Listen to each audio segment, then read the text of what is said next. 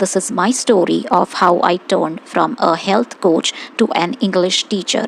I worked as an online health coach for a company for a long time, but I recently left my job. After that, instead of looking for jobs in the same field, I started exploring other entry level opportunities. I wanted to try a different niche because my mindset now is a very different from what it was 8 years back. I feel now that we have only one life. So instead of doing just one thing for my entire life, I decided to step out and try different things. That's when I came across a freelancing job as an online English teacher at a Japanese company called Native Camp. The best thing about it is that you don't need any degree or teaching license. You simply have to pass a few simple English tests, conduct a short demo class, and if you pass, you become a teacher.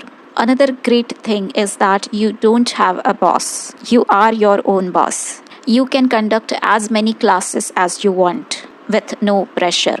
The downside is that they pay very little per class, almost like minimum wage. But that was fine for me because my goal was to gain experience in different fields. Before joining, I read a lot of reviews about Native Camp online, some positive, some negative. I remember some reviews mentioning that there were some inappropriate students who behaved badly in class. But after conducting more than 80 classes, I'm glad to say that I have had mostly positive experiences. The Japanese students I have met on Native Camp have been humble, kind, and respectful towards teachers. So, overall, it's been a wonderful experience for me so far.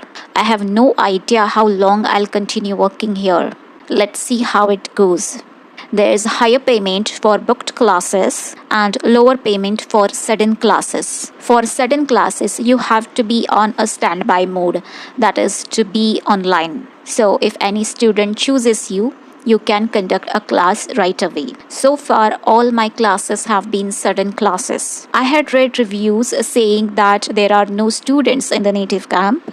Some teachers had to be on standby mode for hours and hours, but there were no students.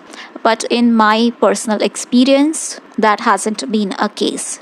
After waiting for 10 to 15 minutes, I generally get a student. Only on weekends, I have observed that there are less students, which is understandable because people are generally busy on weekends and don't want to attend English class on the weekends. But that's completely fine.